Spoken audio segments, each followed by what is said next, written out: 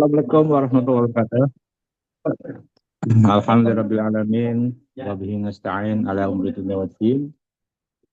Wassalatu wassalamu ala asyrafil anbiya wa mursalin wa ala alihi wa sahbihi ajma'in amma ba'du. Alhamdulillah rekan-rekan yang dirahmati Allah yang berbahagia, para muslimin. Pada hari ini, pagi ini kita berkesempatan kembali bermuwajahah, bersilaturahim walaupun di udara. Ya, dalam rangka kita mengkaji sharing watawassabil haq watawassabil sabr. Semoga apa yang kita bicarakan, diskusikan, kita sharing mendapatkan berkah, bermanfaat buat saya sendiri pribadi dan juga buat rekan semuanya. Selawat salam semoga tercurah dan terlimpah pada junjungan Nabi besar Muhammad sallallahu alaihi wasallam yang telah memberikan kita suri teladan agar dapat kita ikuti sebagai pedoman hidup bagi kita semuanya. Rekan-rekan semuanya, jadi alhamdulillah ya, kita insya Allah pada pagi hari ini kita akan sharing ya, kita akan ngobrol-ngobrol mengenai satu istilah, satu sifat yang sering diucapkan, kita hafal di luar kepala kita ya, tapi ini sangat sukar untuk dijalankan ya, karena sifat ini adalah merupakan salah satu sifat sebagai tameng kita, perisai kita ya, untuk kita bisa mengalahkan setan gitu ya. Bahkan sendiri setan tuh ngakuin kalau orang-orang yang punya sifat ikhlas ini mereka nggak akan bisa ganggu ya. Ya, nanti kita akan bicarakan. Jadi memang kan setan pada saat dia diberikan iblis ya, bukan setan, iblis. Karena kan beda, iblis, jin sama setan tuh beda ya.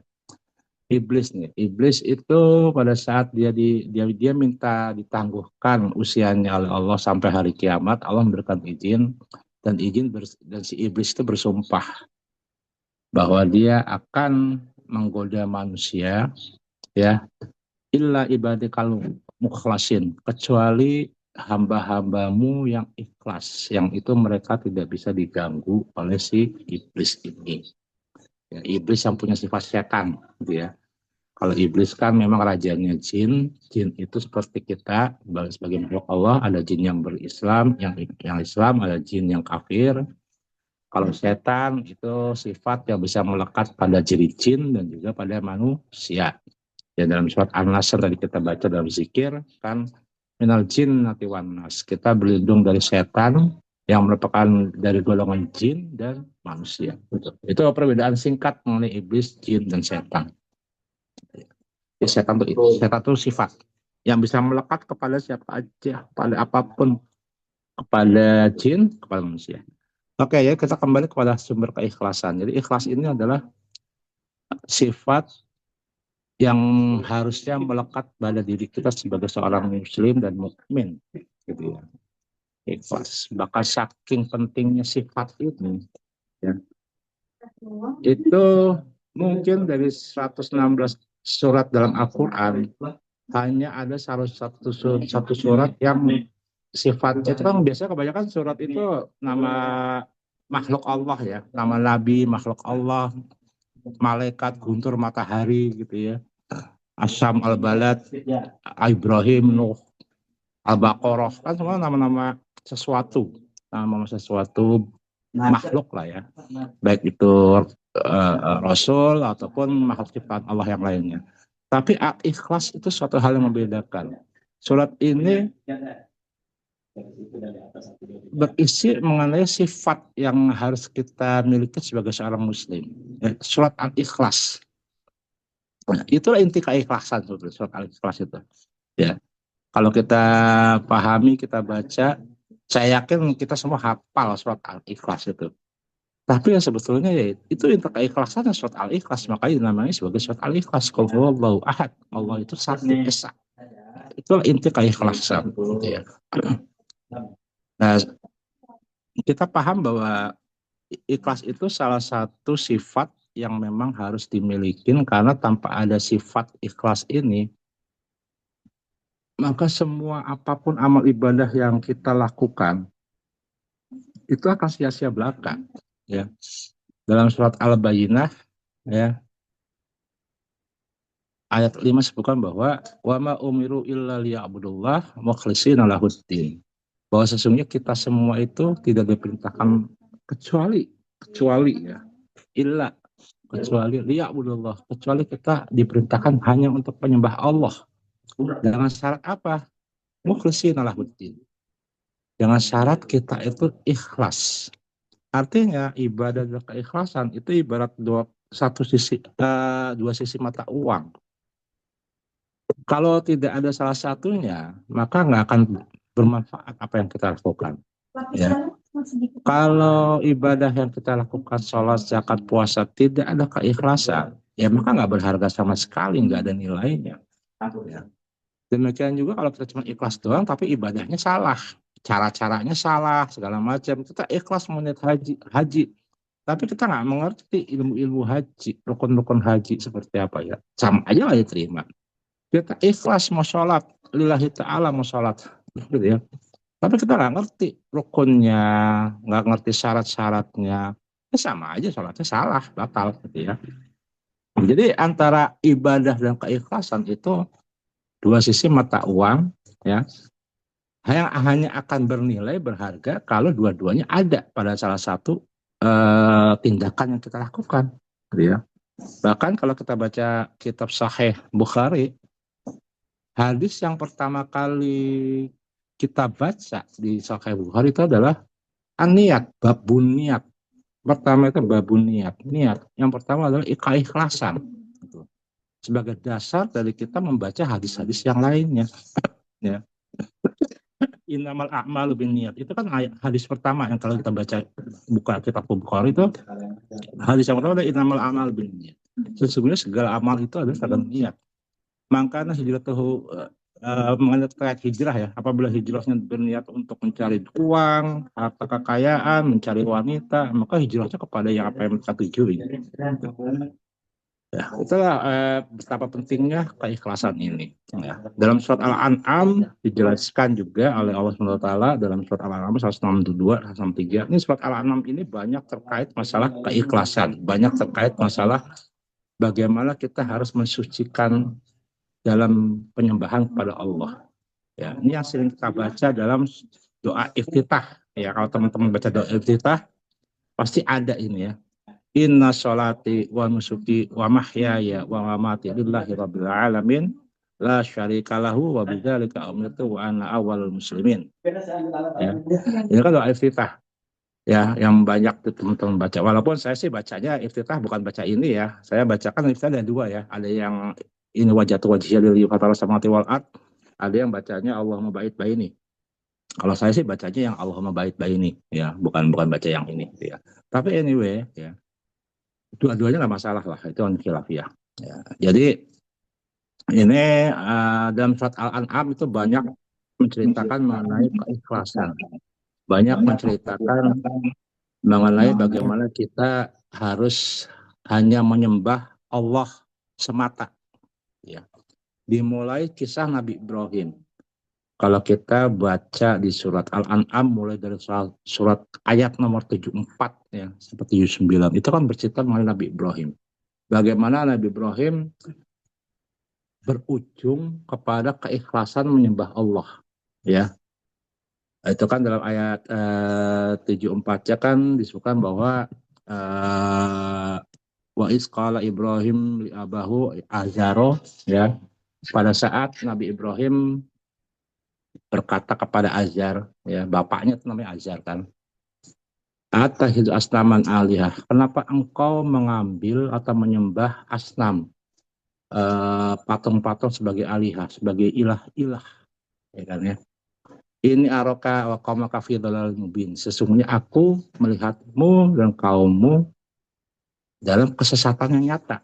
Bayangin Nabi Ibrahim yang masih pemuda saat itu, masih muda usia, masih belia, nggak ABG lah ya, sudah bersikap kritis ya kepada bapaknya.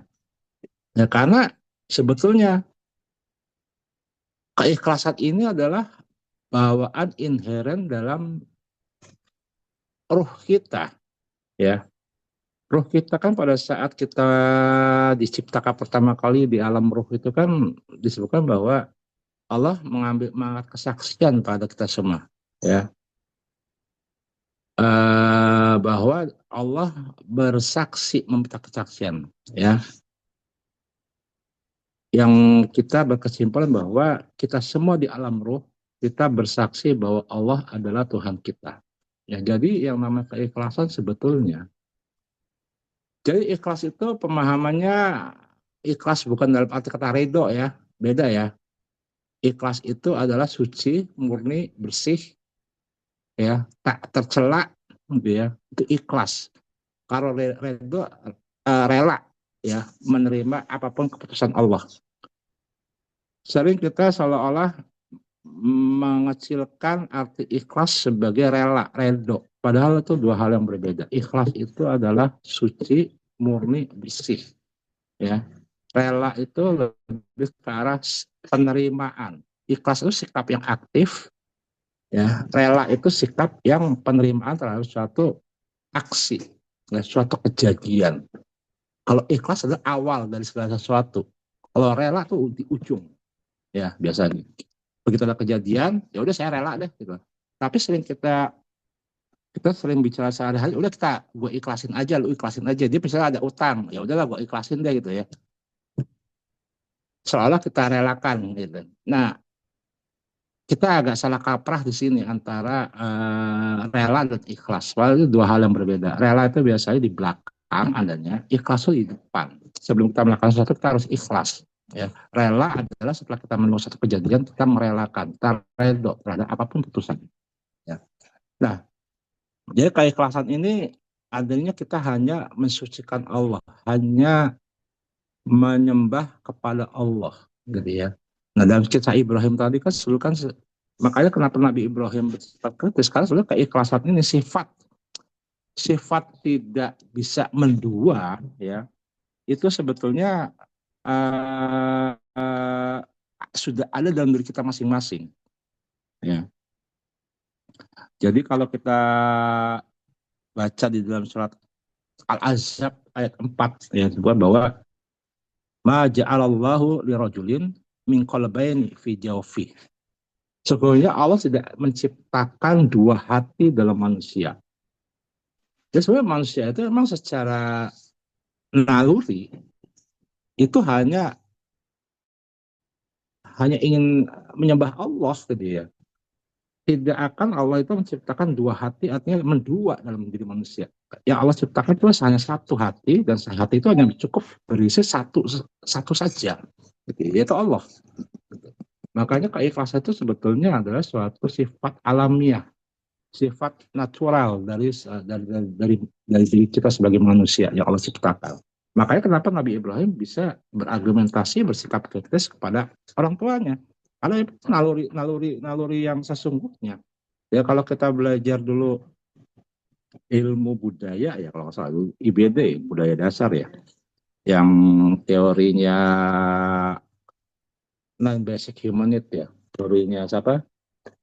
Elson atau teorinya siapa saya lupa itu ya, bahwa di antara 9 buah kebutuhan dasar manusia salah satunya kebutuhan berketuhanan, ya, kebutuhan akan adanya Tuhan. Makanya terciptalah Thor, terciptalah Zeus, terciptalah Iris ya, Ra segala macam. Diciptakanlah Tuhan-Tuhan gitu loh. Ya karena apa sebenarnya yang namanya berketuhanan itu adalah kebutuhan dasar manusia. Ya, dari sisi budaya psikologis gitu ya, itu udah ada dalam diri kita bahwa kita itu memang punya kebutuhan berketuhanan. Ya, hanya Tuhan mana yang benar, Tuhan mana yang harus disembah. Nah itu masalahnya. Ya, karena sebetulnya sudah Allah sudah tekankan dalam diri kita manusia sejak kita lahir, ada dalam genetik kita. Allah sudah tiapkan ruh dalam kita, di mana ruh itu adalah selalu mencari Tuhan. Ya, jadi memang itu berketuhanan itu suatu kebutuhan dasar. Tidak ada manusia itu yang tidak memiliki keinginan atau kebutuhan untuk berketuhanan. Even seorang ateis sekalipun, ya, even seorang ateis sekalipun, dia butuh adanya berketuhanan. Cuman Tuhannya yang seperti apa itu yang akan kita bahas dalam sini, ya. Makanya yang namanya kalau kita bicara ikhlas, ya kita berketuhanan hanya kepada Allah, ya. Kita hanya butuh Allah. Tuhan yang kita butuhkan hanya Allah, bukan Tuhan-Tuhan lainnya. Ya, makanya kata Nabi Ibrahim pada saat dia bersikap kritis, karena kebutuhan berketuhanan itu sudah muncul dalam dirinya. Kita baca dalam ayat berikutnya, ayat Al-An'am ayat 75, Falamma ra'a alaihi falamma janna alaihi lailu ra'a kaukaba. Pada saat malam hari Nabi Ibrahim melihat kaukab. Kaukab itu bintang, ya. Qala hadza rabbi. Nabi Ibrahim berkata, ini Tuhanku. Falam afala qala la uhibul afilin. Ketika bintang itu berganti siang hari, malam berganti siang hari, bintang hilang. Maka Nabi Ibrahim bilang, oh aku nggak suka kalau Tuhan bisa hilang, gitu. Ya, kalau Tuhan bisa lenyap, cuman ada di malam hari doang. Tapi pas pagi hari lenyap. Nah Ibrahim nggak mau kayak gitu. Ya. Nah kemudian pada malam hari berikutnya, pada saat Nabi Ibrahim melihat bulan yang bersinar terang, lebih terang daripada bintang, Nabi Ibrahim berkata, ini Tuhanku. Ya. Dan sama juga begitu berganti ke pagi hari, bulan itu hilang. Maka Nabi Ibrahim pun, ya, aku nggak mau nyembah bulan, karena nggak mau Tuhan yang bisa lenyap, bisa hilang gitu ya. Nah pada siang hari ini Nabi Ibrahim melihat matahari. Falamma ra'a asy-syamsa bazighatan qala hadza rabbi. Pada saat Nabi Ibrahim melihat matahari yang bersinar sangat terang, Nabi Ibrahim berkata, ini Tuhanku. Falamma afalat. Nah, ketika matahari datang tenggelam, ya, langsung kesimpulannya ini bari ummi matusyrikun. Aku membebaskan diri baroah. Baroah itu kayak surat Al-Munafikun pertama baroatun, ya. At-Taubah, surat At-Taubah. Akal kalimatnya baroah. Baroah itu artinya melepaskan diri. Ya. Jadi kalau surat Taubah ya baroah itu melepaskan diri ya. Nah Nabi Ibrahim melepas diri dari semua Tuhan-Tuhan yang ada di pikirannya dia. Bintang, bulan, matahari gitu. Ya. Dia melepaskan pemikiran terhadap Tuhan-Tuhan itu. Ya. Ini wajah tu wajhiyah. Sesungguhnya kemudian disambung ini wajah tu wajhiyah. Sesungguhnya aku ya Ibrahim, Nabi Ibrahim ya wajah tu wajhiyah. Aku hadapkan wajahku fataras samawati wal ard. Pada yang menciptakan langit dan bumi, yang menciptakan buntang, bulan, matahari. Nah, simpelnya ke situ. Ya, jadi seperti yang tadi saya sampaikan bahwa namanya berketuhanan itu kebutuhan dasar. Ya, cuma Tuhan mana yang benar itu butuh proses pencarian seperti yang Ibrahim lakukan. Kalau kita sebenarnya nggak butuh proses lagi. Kalau sudah ada surat Al-Ikhlas, Qul huwallahu ahad, ya sudah ada terpampang jelas dalam Quran, ya. Tadi dalam zikir-zikir Asyurat itu banyak banget kita baca la ilaha illallah la ilaha itu intinya ikhlasan gitu. Ya. Dia kembali bahwa berketuhanan bahwa kita hanya menyembah Allah, kita punya kebutuhan menyembah Tuhan, ya, beribadah kepada Tuhan. Itu satu kebutuhan dasar. Hanya memang tadi kadang ada orang mencapai Allah, kadang ada orang yang juga lebih banyak lagi orang tidak mencapainya kepada Allah, tapi dia menemukan Tuhan yang lain, gitu ya. Makanya proses keikhlasan itu, ya, kalau kita lihat proses keikhlasan, kalau kita syahadat kan, yang pertama kali kita lakukan la ilaha dulu, baru ilallah. La ilaha artinya tidak ada Tuhan lain, ya. Baru kemudian ilallah, kecuali Allah. Nah, proses la ilaha inilah yang dilakukan oleh Nabi Ibrahim. Ketika Nabi Ibrahim mencontohkan kita bagaimana dia melihat fenomena alam, ya. Kalau orang Yunani melihat fenomena alam, ya, yang paling hebat adalah kilat. Makanya Tuhannya Zeus, gitu. Ya kan? Kalau orang Viking, ya, dia melihat sama juga sebetulnya. Dia melihat kilat, tapi di samping kilat ada Guruh, Guntur. Maka di samping Odin ada juga Thor yang suaranya menggelegar gitu ya, ada Guntur. Jadi ada kilat, ada Guntur. Jadi Tuhan itu ada dua, kilat itu si Odin, Gunturnya itu si Thor, gitu ya. Jadi akhirnya orang mencari Tuhan yang salah ujungnya, gitu ya. Nah, Nabi Ibrahim tidak. Nabi Ibrahim ada lihat bahwa ini wajah wajah dari fatal sama art. Dia hadapkan kepada yang menciptakan semua fenomena alam ini. Semua itu makhluk. Pasti ada yang menciptakan, yaitu Allah. Ya. Nah, proses la ilaha inilah yang penting dalam diri kita. La ilaha itu proses pensucian, proses pembersihan dalam hati kita. Ya. Hati kita tuh nggak bisa, nggak boleh ada satu titik yang mereplace, menggantikan Allah.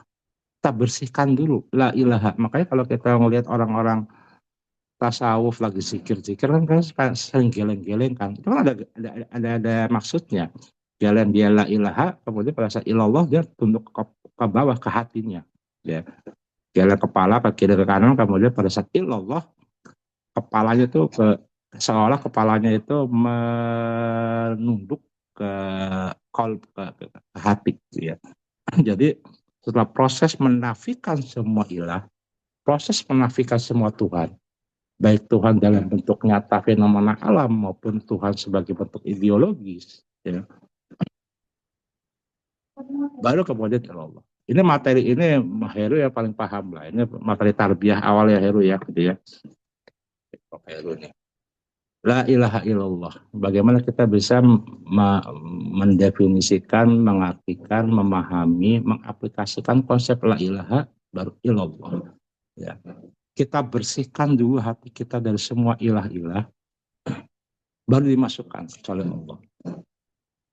Kalau orang-orang non-Muslim yang kemudian revert ke Islam, ya kembali kepada Islam, mereka proses la ilahanya benar, tidak ada Tuhan. Kebanyakan kayak gitu.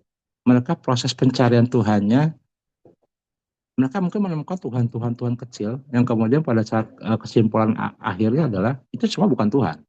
Ya. Baru dia temukan Allah. Ya. Maka keimanannya, keislamannya itu lebih baik biasanya dibandingkan kita yang memang dari awal sudah Islam KTP-nya. Begitu lahir ceplok, sudah Islam KTP kita. Karena seolah tidak ada proses pencarian. Proses la ilaha ini tidak ada.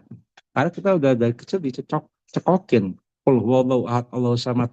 Tapi kita sendiri secara pribadi tidak mengalami proses la ilaha. Tidak mengalami proses pensucian hati kita dari semua Tuhan-Tuhan.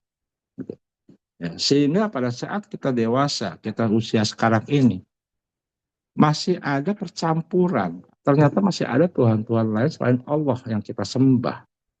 Ya. Nah, kita kembali mensucikan hati kita dari Tuhan-Tuhan. La ilahanya itu harus dibenerin dulu, baru ilallah. Baru kemudian kita menyembah hanya kepada Allah. Seperti yang dilakukan Nabi Ibrahim dalam proses pencarian Tuhan. Bagaimana membaca ayat-ayat. Ya, makanya kita tirulah Nabi Ibrahim. Kita baca ayat-ayat. Kita kembali ke proses awal. Seolah-olah kita masih buta, belum tahu apa-apa. Kita baca ayat-ayat. Ayat-ayat kan ada dua, ayat kaunnya, ayat kaulia. Ayat kaunnya ayat alam. Kalau pada saat Nabi Ibrahim berpikir mengenai ketuhanan ini, kan dia belum dikaruniai kitab-kitab ya, suf-suf atau sahifah-sahifah, lembaran-lembaran ya. Bahkan mungkin belum baca Quran sama sekali ya, karena kan sudah jauh dari nabi-nabi sebelumnya. Tapi ya dia membacanya ayat kauniyah, dia membacanya fenomena-fenomena alam yang ujungnya keberketuhanan seperti Einstein. Einstein kan dia membaca ayat-ayat kauniyah yang kemudian dia berujung bahwa segala sesuatu itu ada yang menciptakan. Alam semesta ini berkembang dan ada yang menciptakan. Alam semesta tidak tercipta dengan suatu ketidaksengajaan, ya. Seperti si Darwin bilang bahwa ada teori evolusi itu kan, bahwa penciptaan kita itu kita terbentuk karena adanya mutasi. Mutasi itu kan ketidaksengajaan. Nah, kalau bahkan Einstein itu mengatakan bahwa alam semesta pasti ada yang menciptakan. Ya karena apa? Dia membaca fenomena alam. Ya akhirnya berkesimpulan bahwa ini pasti ada yang menciptakan segala keteraturan, benda-benda makrokosmos, benda-benda luar angkasa, semua pasti ada yang menciptakan. Ya sayangnya Einstein belum sempat ketemu Al-Quran, ya bahwa dia kalau misalnya bisa ketemu Al-Quran seperti Maurice Bucaille, ya seperti John Lang segala macam, ya seperti Cousteau, ya kemungkinan kalau dia menemukan Al-Quran dia akan kesimpulan pada Allah, ya. Kalau Maurice Bucaille kan memang dia pelajari mengenai janin tubuh kembang janin sehingga dia berkesimpulan bahwa apa yang ditulis dalam Al-Quran itu sama seperti yang dipelajari, ditemukan dari dunia medis yang modern. Jadi mustahil Al-Quran itu diciptakan manusia, karena nggak mungkin bisa menceritakan suatu perjalanan, suatu peristiwa terjadinya mulai embrio, sperma menjadi bayi, sedemikian detail, sedemikian mirip dengan temuan ilmiah modern. Ya, ya kalau dia mendengar Al-Quran, ada kesimpulan bahwa dia masuk Islam. Jadi mulai dari ayat kauniyah. Makanya kita perhatikan alam semesta kita, sekitar kita, pasti kita akan berujung pada ini adalah ilallah. Semuanya itu hanya ciptaan Allah. Ya. Nah proses penyucian la ilaha inilah yang sangat penting. Kalau la ilaha ini itu nggak benar, ibarat kita, ya kalau yang sering kita peribahasa ya, gara-gara nila setitik rusak susu sebelah. Yang sampai ada nila setitik ya, dalam hati kita yang bisa merusak hati keikhlasan hati kita. Hilangkan semuanya Tuhan-Tuhan yang sekarang banyak dilakukan yang tanpa kita sadari, ya. Kita mungkin tidak akan menyembah Thor. Kita mungkin tidak akan menyembah Zeus, ya. Kita mungkin tidak akan menyembah Osiris segala macam, ya. Tapi sekarang tuh Tuhan-Tuhannya udah bukan Thor, Zeus atau Osiris. Tuhan yang era modern sekarang ini adalah harta, tahta, wanita. Kalau yang itu ya apalah gitu, gitu ya. Itulah Tuhan-Tuhan modern, ya. Tuhan-Tuhan modern. Nah, itu yang kita harus hilangkan. Ya. Jangan sampai kita melakukan sesuatu tujuannya, niatnya bukan lillahi ta'ala, tapi lil harta, lil jabatan, lil kedudukan, lil uang, gitu. Ya. Lil naik pangkat. Ya jangan kayak gitu ya.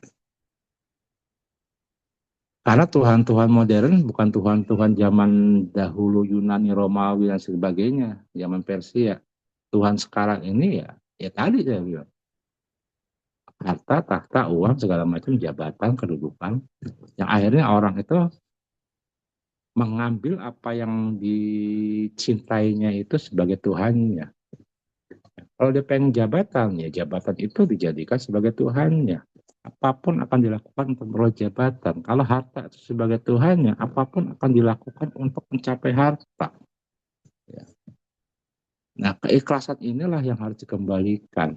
Ya, bagaimana ulama-ulama zaman dahulu, ya Imam Malik, ya Malik bin Anas, bagaimana dia mengarang kitab Muwatta sebagai kitab hadis yang pertama. Ya. Dia bisa mengarang kitab Muwatta karena lillahi ta'ala. Ya, jadi kembali ke konsep kayak seperti hak cipta yang kemarin kita agak sedikit diskusikan ya. Ya kalau kita sebagai orang yang diberikan anugerah kemampuan untuk menulis, ya, kemampuan untuk berbicara. Kalau tujuannya harta, dia akan menulis sesuatu itu karena pengen uang. Kalau tujuannya Tuhannya adalah ketenaran, ya, ingin dianggap hebat, dia tujuan dia menulis atau berbicara adalah supaya dia jadi terkenal, jadi ngetop. sehingga timbullah konsep hak cipta. Ya, karena tujuan tulisannya itu adalah untuk bagaimana agar upayanya dia itu ada harganya. Upayanya dia itu bisa secara duniawi bermanfaat buat dia. Bayangkan kalau misalnya Imam Malik, Imam Syafi'i, Ghazali, Imam Hanafi, segala macam, dia bikin buku-buku yang sebanyak-banyaknya itu dengan niat mencari harta. Pasti mereka akan bikin hak cipta. Ya, tapi kan enggak.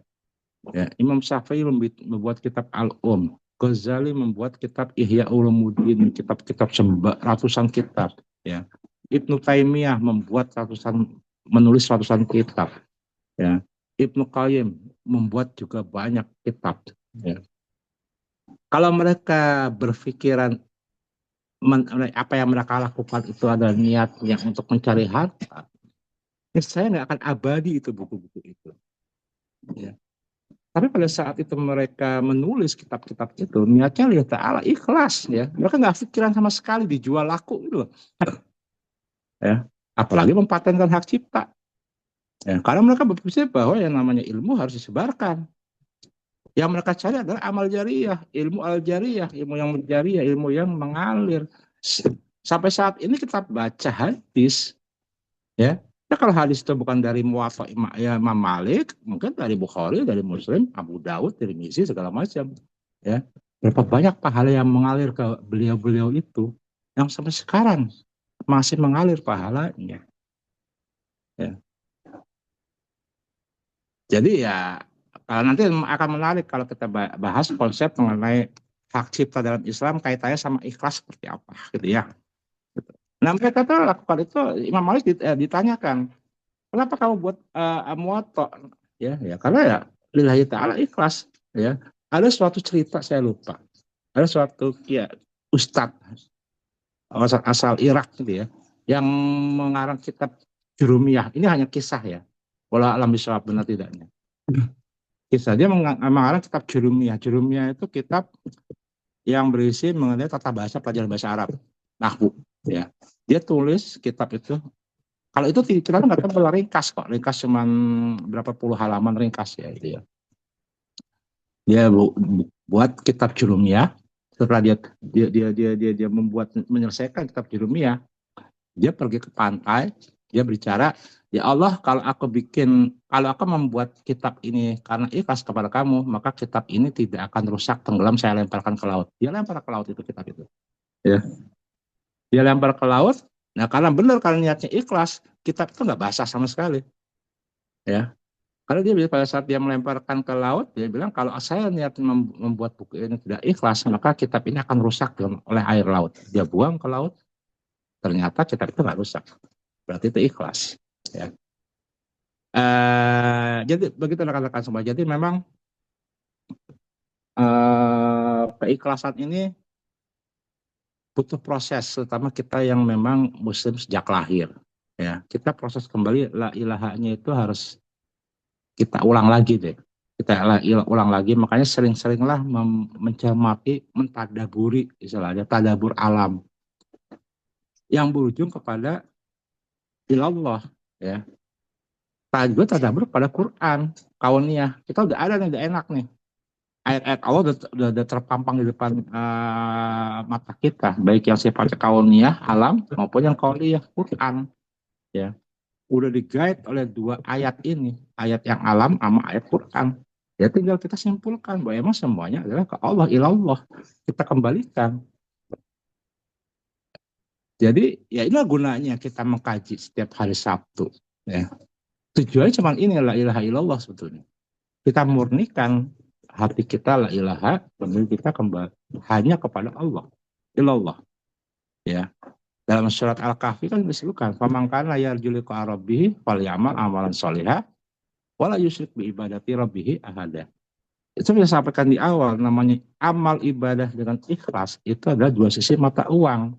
Seperti Al-Surat Kahfi ini, barang siapa yang berharap berjumpa dengan Rabb-nya, dengan Allah, ya, fal ya'mal amalan solihan, maka beribadahlah, ya, beramal, beribadahlah. Wala yusyrik bi ibadatihi Rabbihi ahada. Tapi jangan mensyirikkan. Jangan bersifat syirik. Artinya harus ikhlas. Jadi ibadah dan ikhlas itu dua sisi mata uang. Selalu berdampingan. Kayak Al-Quran kita baca kan, sholat sama zakat senantiasa beriringan. Sholat dan zakat. Sama seperti ibadah sama ikhlas. Itu pasti dua sisi mata uang beriringan. Nggak akan laku suatu mata uang kalau nggak ada dua sisi ini. Dua sisi ibadah dan ikhlas. Ibadahnya harus benar, ilmunya juga harus ikhlas. Niatnya lillahi ta'ala. Ibadah bukan untuk dilihat orang, bukan untuk didengar orang. Ya, kalau ada satu ulama yang mengatakan bahwa ya eh, apa ya saya lupa ya. Jadi begini, kalau orang tidak melakukan sesuatu, ya karena takut dilihat orang, maka itu namanya riya. Ya, jadi keikhlasan itu ya kerjain aja, mau dilihat mau kagak ya terserah. Gitu. Ya, jangan misalnya kita, oh kalau kita beribadah kalau bisa jangan dilihat-lihat orang dah gitu ya. Nanti takutnya ria. Ya justru ria itu. Kalau kita niatnya nggak beribadah karena kita takut dilihat orang, itu ria jatuhnya malah. Ya, tanpa kita melakukan sesuatu.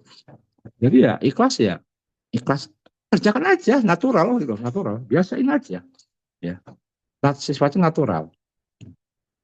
Tanpa bahwa aku kerja kayak gini supaya dilihat orang, supaya didengar orang. Oh, natural aja. Atau kita nggak ngerjain sama sekali. Aku nggak mau nanti kalau aku sholat, aku sedekah, nanti orang lain pada ngelihat, nanti dianggapnya aku riya. Nah justru itulah yang riya. Karena dia nggak mengerjakan sesuatu.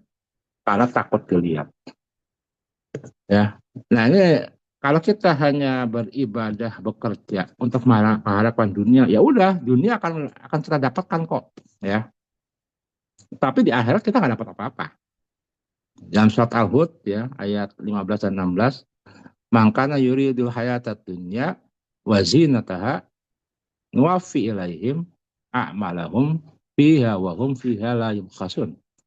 Ulaika alladziina laisa lahum fil akhirati ilan nar wa habita ma sana'u fiha wa batilum ma kanu ya'malun.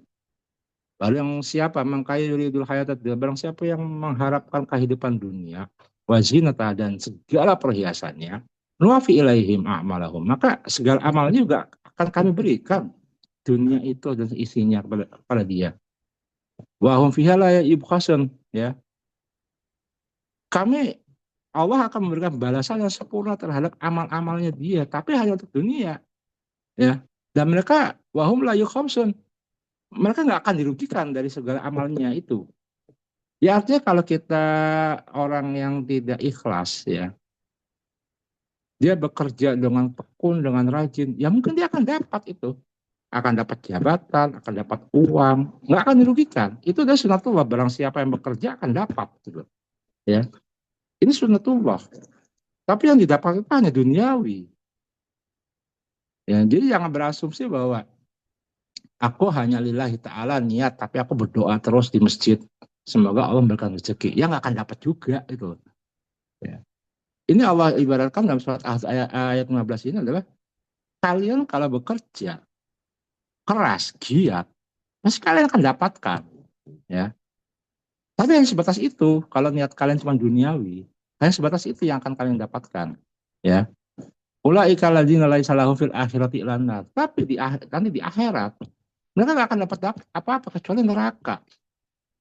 Karena apa yang dilakukan di dunia itu bukan lillahi ta'ala. Niatnya untuk dunia. Aku bekerja untuk supaya karirku hebat. Aku bekerja supaya aku kaya dapat harta. Ya. Aku bekerja supaya dipandang oleh masyarakat. Ya pasti akan dapat. Bisa dapat ya itu. Bisa dapat kekayaan, ketenaran, harta, jabatan. Bisa dapat. Allah tidak akan merugikan dia terhadap usahanya itu. Gitu ya. Tapi ingat, ulaika ladzina laisa lahum fil akhirati ilanar.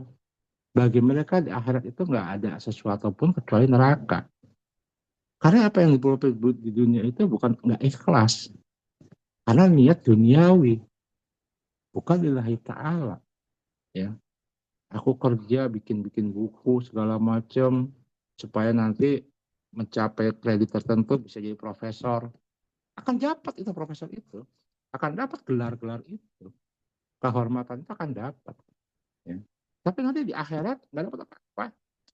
Kalau cuma niatnya memang untuk itu yang dikejar. Ya. Jadi sangat disayangkan kalau kita bekerja mati-matian, ya lembur from 8 to 8 misalnya 8 to 10, 8 sampai 10 sampai jam 12 kita bekerja supaya kita dapat jabatan, pangkat, pengaruh, apapun lah ya. Kita akan dapat itu mungkin. Kita akan dapat ya. Tapi hanya sebatas itu. Sebatas usia kita 60 tahun, 70 tahun. That's it, selesai. Ya kan ya? Di akhirat kita nggak dapat apa-apa. Ya ini disebutkan lagi bahwa wahabita masonau fiha wabatilum makan yamalun ya. Dan lenyaplah di akhirat itu apa yang telah mereka usahakan. Habito hilang, apa yang mereka lakukan di dunia itu hilang, nggak berberkah sama sekali. Semuanya batal, hapus, jadi nol lagi. Ya, ibarat kalau kita istilah hukum adalah batal demi hukum. Semua yang kita lakukan itu batal otomatis, jadi nol, nggak ada apa-apa di akhirat. Kalau emang yang kita lakukan itu hanya untuk tadi dunia dan segala macam perhiasannya, apapun lah predikatnya. Gitu ya. Bahkan dalam suatu hadis riwayat Muslim sebutkan bahwa ana agna asyarikah anil syaki man amila amalan asyraka fihi ma'i ghairi tarkabuhu wa syirkahu ya. Aku tidak butuh kepada semua sekutu. Barang siapa beramal mempersekutukan aku dengan yang lain, maka aku biarkan dia bersama sekutunya. Ya. Jadi itu Allah sangat tegas mengenai ini. Ya, syirik. Maka dalam surat An-Nisa kan mengatakan bahwa jadi ikhlas itu lawannya syirik ya. Gitu. Kalau rela lawannya bukan syirik. Rela itu lawannya adalah apa ya? Ngedumel lah gitu ya. Gitu. Nah, kalau ikhlas lawannya syirik. Kalau orang yang ikhlas nggak mungkin dia syirik. Kalau dia syirik nggak mungkin dia ikhlas. Ya. Dia syirik kita menyekutukan Allah. Bahwa ada Tuhan selain Allah. Dari apa yang kita lakukan. Ya. Niatnya hati kita bukan pada Allah. Oke, nah terakhir kita dalam surat Al-Hijr, seperti yang disebutkan di awal, saya bilang bahwa qala rabbi bima aghwaytani la'uzayyina lahum fil ardi wa la'ughwiyan lahum ajma'in illa ibadaka minhumul mukhlasin. Iblis berkata kepada Tuhan, pada Allah, pada saat dia diberikan tangguh, kan iblis meminta tangguh umurnya sampai hari kiamat, dan Allah berikan bahwa dia akan panjang umur sampai hari kiamat. Qala rabbi bima aghwaytani, ya Allah, karena engkau telah menganggapku sesat, ya, mengecap aku sebagai sesat, la uzayyina lahum, maka aku akan goda manusia, ya, fil ardi wala ughwiyannahum ajmain, maka aku akan melakukan segala macam tipu daya, ya, untuk menyesatkan manusia di bumi. Karena Allah telah mencap iblis sebagai sesat, ya, maka iblis nggak mau sendirian. Maka aku akan menipu, menyesatkan umat manusia juga supaya jadi temanku nanti pada saat hari kiamat di neraka nanti. Ya. Illa ibadah kami mukhlasin, kecuali hamba-hambamu yang ikhlas, mukhlas. Ya. Jadi iblis sendiri mengakui bahwa hamba-hamba yang ikhlas itu nggak bisa diganggu oleh mereka, nggak bisa digoda. Ya, karena kembali saya sebutkan awal bahwa kalau ikhlas itu ibaratnya ya udah nggak ada nilai di dalam hati kita, sehingga nggak rusak lah hati kita. Makanya hati-hati kalau suka makan ikan nila ya, nila setitik aja bisa rusak sebelah, apalagi makan ikan nila satu ekor ya, belangannya hancur kali. Jadi kalau kita lakukan sesuatu itu ada nila setitik dalam hati kita, maka itu nggak diterima ya. Dan kalau kita sudah ikhlas, iblis pun takut sama kita. Iblis tuh nggak akan bisa ganggu kita. Ya, ini pakai mukhlas. Mukhlasin itu adalah, jadi ada mukhlisin, ada mukhlasin. Mukhlisun dan mukhlasun. Ya, ada yang namanya syakirun, ada syakurun. Ya, jadi kalau mukhlason ya, mukhlasin ya, pakai la, bukan li ya, bukan mukhlisin tapi mukhlasin. Itu artinya orang yang betul-betul udah ikhlas terus. Ini mukhlasin. Kalau baru sekali ikhlasnya, namanya mukhlis. Ya. Tapi kalau udah banyak ikhlasnya, udah emang jadi habit dia ikhlas itu, maka namanya mukhlas. Ya. Dia kalau hanya sekedar mukhlisin, dia ibadah hari ini siang ini, oh aku mau sholat di masjid, ya udah dia mandi, dia wudhu, dia ke masjid ikhlas dari tadi, dia nggak ada niat macam-macam, cuma sekali dilakukan, itu namanya mukhlis. Ya. Tapi kalau dilakukan itu emang setiap saat, namanya mukhlas. Ya. Nah, yang nggak bisa diganggu oleh iblis ada yang mukhlas, bukan yang mukhlis. Kalau mukhlis masih bisa diganggu. Kalau mukhlas udah nggak bisa diganggu. Ya. Demikian rekan-rekan semuanya, walau alam bisawab, al-haq birabik, kalau takkan minal mutarin, yang benar datang dari Allah, yang salah dari Allah sendiri, al-Assalamualaikum warahmatullahi wabarakatuh.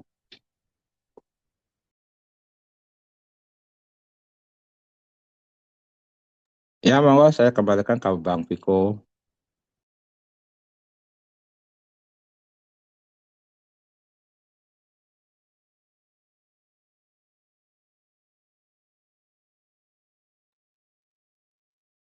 Oh, Bang Viko.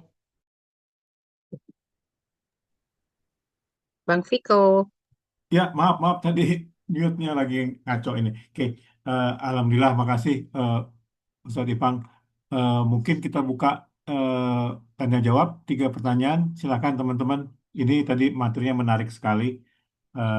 Sesuatu yang buat kita sepertinya apa ya, sudah menjadi sehari-hari, tapi apa namanya, eh, basic atau prinsipal gitu atau fundamental ya.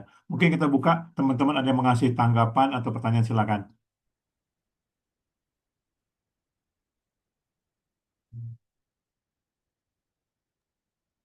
Assalamualaikum. Silakan, Red Call. Assalamualaikum. Gimana kabarnya semua nih? Alhamdulillah. Sehat ya? Ya, Ah, ya, ini mau nanya ya, memang bagus, tapi yang jadi pertanyaan saya kok makin sekarang makin abu-abu ya. Yang harusnya jadi pelopor soal keimanan segala macam kok jadi bikin sesuatu yang bikin kita ya kecewa gitu. Kan harusnya mereka yang jadi pembimbing kita, tapi kok jadi akhirnya malah bingung gitu. Kenapa ya nggak bisa merubah, padahal mereka jago-jagonya lah, luar biasa. Harusnya kita aja yang itu, yang saya yang minim aja takut, kok mereka kok yang udah nguasai berani, apa mereka mikir gampang tobatnya nanti ya, udah mereka nguasai udah jago Quran segala macam udah itu nanti tobat nanti. Assalamualaikum. makasih Ustadz. Eh, Mungkin Bang Ipang boleh kasih tanggapan atau gimana Bang Ipang? Silakan. Oke, dia pertanyaan yang bagus ya dari saudara kita Aryo itu ya, memang banyak orang-orang yang kita anggap berilmu, berpengetahuan, ya, terutama dari segi agama, tapi ujung-ujungnya kok seolah-olah justru bertolak belakang dari pemahaman umum mengenai konsep agama seperti apa, gitu ya. Itu kembali, mungkin la ilahanya nggak benar, mungkin saja, ya mungkin saja. Jadi kalau sebenarnya kalau la ilahnya itu benar, itu semua akan bersumber, akan bermuara kepada satu titik yang sama kok, gitu ya. Kalau kita semua udah betul-betul yakin bahwa tidak ada Tuhan-Tuhan lain kecuali Allah, saya yakin banget kemuaranya akan satu, akan bermuara pada satu titik. Ya. Nggak mungkin kita berjalan pada satu tujuan yang sama, tapi tiba-tiba akan berbeda akhir, nggak akan mungkin. Ya. Kan tujuan kita ilallah, kecuali Allah kan, itu tujuannya la ilaha ilallah, gitu ya. Nah kalau tujuannya ilallah, pasti apapun yang kita lakukan, apapun rute yang kita ambil, itu akan berbuahnya pada satu titik, yaitu ilallah, pada Allah. Nah, kemungkinan ya orang-orang seperti itu ya dalam konsep la ilahanya belum bersih. Mungkin ada Tuhan-Tuhan lain yang mereka kejar, bukan Allah gitu ya. Entah itu jabatan, ketenaran, ibaratnya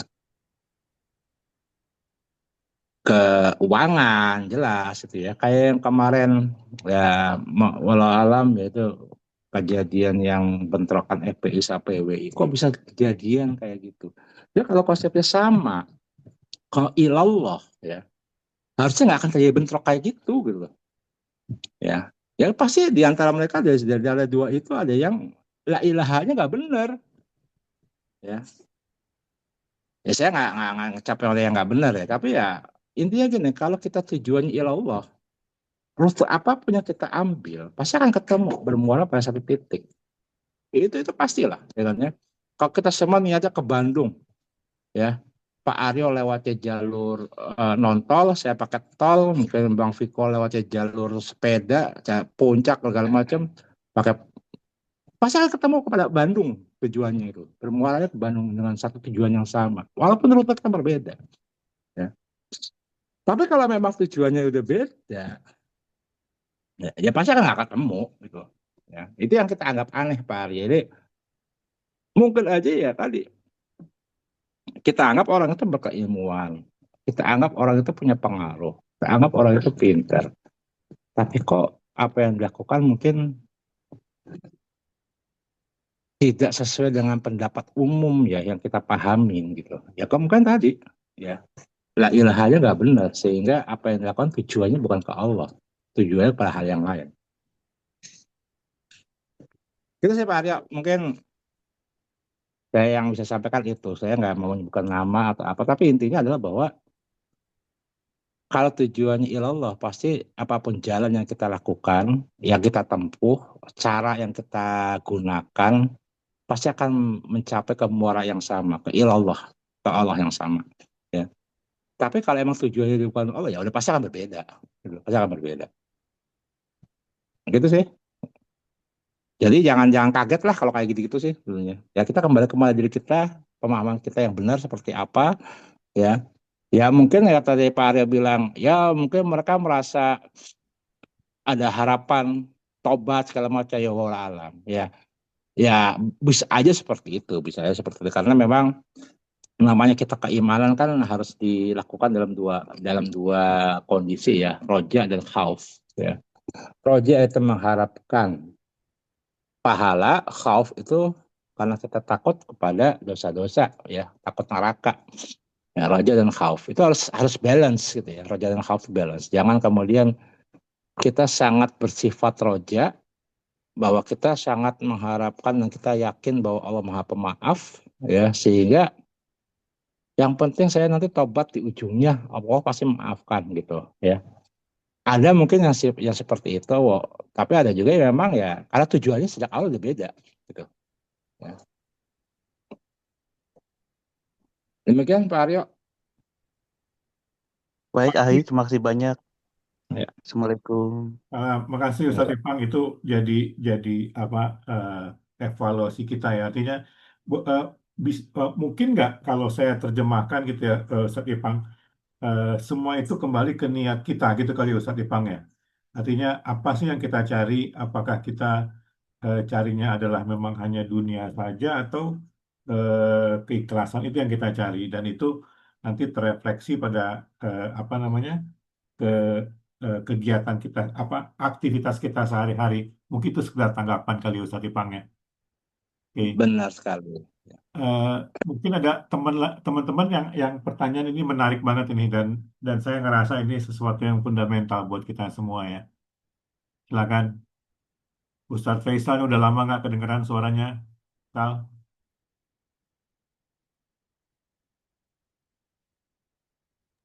Halo, Ya, Assalamualaikum. salam, silakan.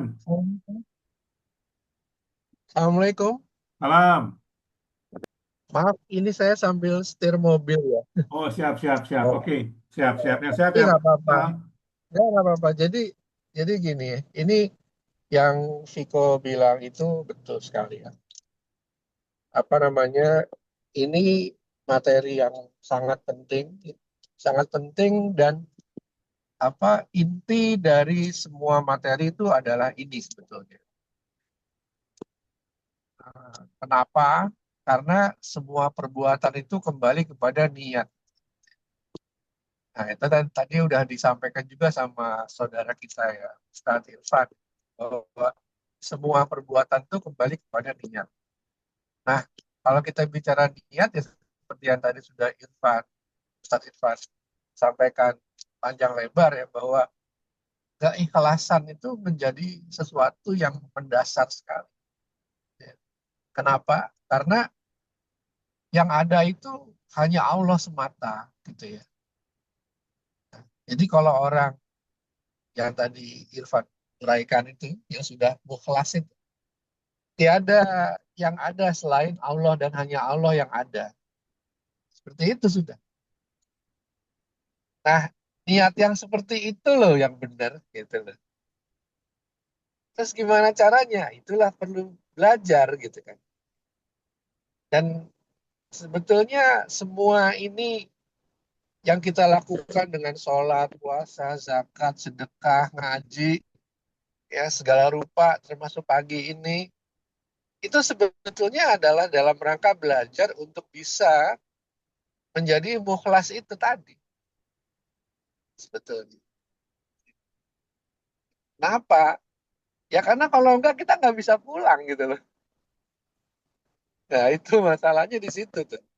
Tadi Ustadz Irfan tadi udah uraikan tuh kan, bahwa Allah akan kasih sesuai dengan apa yang jadi niatnya gitu. Nah ini yang ngerinya kan di situ. Ya kalau niatnya harta ya dikasih sama Allah harta itu. Tapi di Quran diingatkan, tidak ada lagi bagian baginya di akhirat kelak. Nah kalau niatnya perempuan ya sama juga. Kasih perempuan itu. Tapi balik lagi ayat tadi, dan tidak ada lagi bagian baginya di akhirat kelak gitu. Niatnya apa? Jabatan. Sama juga. Entar ujungnya begitu lagi. Tapi kalau niatnya Allah, maka cukuplah sudah Allah Subhanahu wa taala itu lebih daripada dunia dan seisi. Masa sih? Oh iya, memang harus belajar. Ya. Makanya kita melakukan ini semua dalam rangka bisa sampai di pemahaman itu. Kalau udah sampai di pemahaman itu, hidup itu enak bener. Hidupnya orang mukhlas itu enak betul. Karena dia hidup dalam pengaturan Allah. Dan dia tidak berusaha ngatur-ngatur si Allah itu. Nah, ini kedengarannya aneh ya. Nggak berusaha ngatur-ngatur Allah bagaimana. Lah iya, kita ini setiap hari sukanya ngatur-ngatur Allah. Dan kita suka sekali tidak mau diatur Allah. Nah, masa sih? Oh iya benar emang begitu kenyataannya. Itulah kita. Coba deh kita renungin. Seberapa sering kita ngatur-ngatur Allah itu. Tuh ya.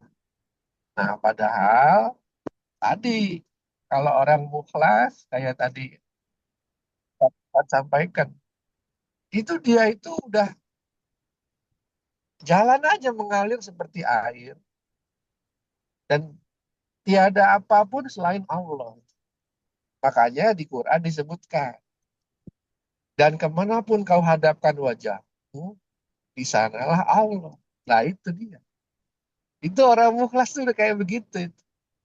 Apapun yang dia lihat Allah juga.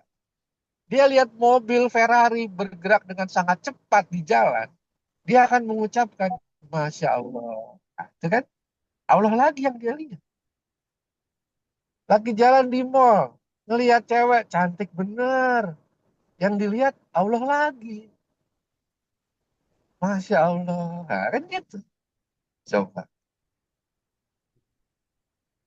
Lagi di rumah sakit, ngelihat dokter bisa menolong orang yang udah hampir meninggal, tahu-tahu sadar lagi. ya dia lagi-lagi melihat Allah lagi di sini. Nah, itu tuh. Itu indahnya hidup seorang mukhlas. Dan tadi ayat yang Ustadz Irfan sampaikan itu ya, Allah sudah memberikan clue ya, bahwa setan itu, iblis itu tidak ada daya upayanya terhadap hamba-hambaku yang mukhlas. Ya. Mukhlas ya tadi.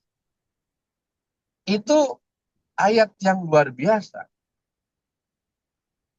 Saya itu pernah buktikan ya, keluar biasaan dari eh, barokahnya ayat itu. Ini sekedar cerita ya, tapi jangan dijadikan pegangan lah. Jadi pada suatu malam di tahun yang sudah lewat ya, sudah lama sekali. Waktu itu istriku masih ada, ini sudah lama kejadian. Dalam salah satu kesempatan saya membaca Quran setelah saya sholat di malam hari yang sepi, dan saya sampai pada ayat tersebut. Dan ketika saya selesai membaca ayat tersebut, tiba-tiba saya mengalami mual yang luar biasa. Dan atas izin Allah, saya muntah. Dan tahu apa yang keluar? Yang saya muntahkan adalah 3 buah bola besi. Nah, pertanyaannya sekarang, kapan saya makan bola besi itu? Nah, tuh ya. Coba tuh. Apa itu yang sedang terjadi sebetulnya? Nah, kemudian saya bersihkan baju saya dari muntahan saya itu. Dan tadi saya dapatkan 3 bola besi tadi kan. Bola besi itu saya simpan. Terus saya bawalah ke salah satu guru saya. Saya tanya, ya Ustadz, semalam ada kejadian seperti ini. Apa ini? Terus jawaban Ustadz itu adalah bertanya pada saya, kau membaca apa? Terus saya sampai di sini, di surat ini, ayat ini. Dan guru saya itu berkata, ya itulah yang terjadi. Iblis itu nggak punya daya upaya apapun terhadap hambaku yang mukhlas itu. Jadi siapapun itu yang dengan niat apapun mengirim kepada dirimu 3 bola besi itu, pada akhirnya tidak ada artinya di hadapan Allah ketika berhadapan dengan hambanya yang mukhlas itu. Ya keluar lagi. Ya sama aja seperti orang nonjok angin. Kenapa enggak kalau nonjok angin? Kan enggak. Nah, itu dalam filsafat Jawa disebutnya suwung. Nah, suwung itu ya mukhlas itu kosong. Jadi nggak bisa di ya apa yang mau dipukul nggak ada kosong. Tapi sebenarnya itu sangat isi. Nah, ini makanya ini materi penting sekali dan dan kita bisa membahas materi ikhlas ini ya, sampai puluhan tahun ya tidak akan selesai. Tapi sebagai permulaan yang penting ini, saya berterima kasih sekali kepada saudaraku Irfan yang menggugah kita untuk ngaji lebih tekun dan lebih dalam lagi. Supaya apa? Supaya kita bisa pulang. Itu aja. Karena tadi semua amalan kembali kepada niatnya. Gitu. Dan yang niatnya kepada Allah, maka akan kembali kepada Allah. Masalahnya kalau niatnya bukan kepada Allah itu nggak tahu nyampainya nanti di mana. Padahal kita semua cuma pengen pulang aja. Kenapa kita pengen pulang? Karena kita pengen ketemu sama Allah. Kita pengen ketemu sama orang-orang yang kita cintai yang sudah ada di rumah kita di sana. Nah kalau kita nggak bisa pulang, kita nggak ada ketemu sama mereka semua itu. Betapa menderitanya hidup seperti itu kan? Itu aja. Jadi terima kasih Irfan ya, dan juga kepada teman-teman semua. Mudah-mudahan kita bisa berkumpul kembali dalam keadaan yang lebih baik di hari yang akan datang sampai di surga Allah. Ya. Itu aja barangkali Bang Viko yang bisa Ya, saya tambahkan. ya, Masya Yo, Allah. Assalamualaikum warahmatullahi wabarakatuh. Makasih, Masya Allah, Ustadz Faisal. Apa proses pencariannya panjang ya, dan tiap orang masing-masing berbeda untuk proses pencariannya. Eh, Mungkin Bang Ustadz Ipang ada yang mau ditambahkan kali, Ustadz Ipang silakan. Nggak ada, Bang Viko. Memang itu ya bagus lah. Pak Faisal menceritakan kejadian sesungguhnya, ya, mengenai yang dalam kehidupan nyata ya, bagaimana orang mukhlas itu memang nggak bisa diganggu. Itu sih. Jadi saya juga sangat berterima kasih atas sharingnya. Thank you, Pak Faisal, Bang Viko. Ya, kita mungkin udah jam 9 ini, mohon maaf, jadi mungkin pertanyaan ke yang terakhir tadi, Bang Faisal yang terakhir. Izin, Prof. Heru mungkin boleh ditutup dengan doa, Prof. Heru. Kita tutup pengajian kita. Silakan, Prof.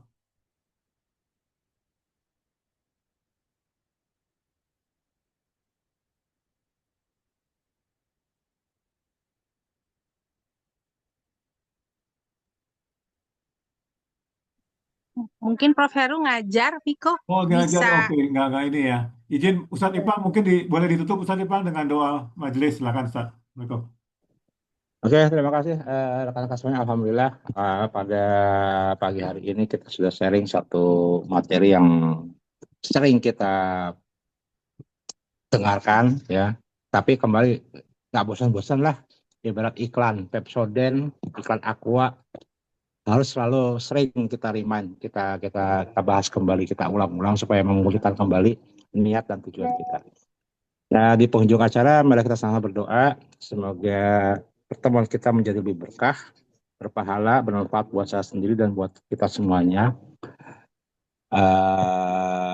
Kita sama-sama baca Al-Fatihah dulu.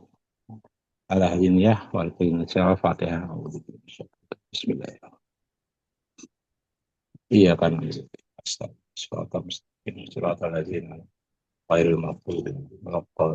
Amin.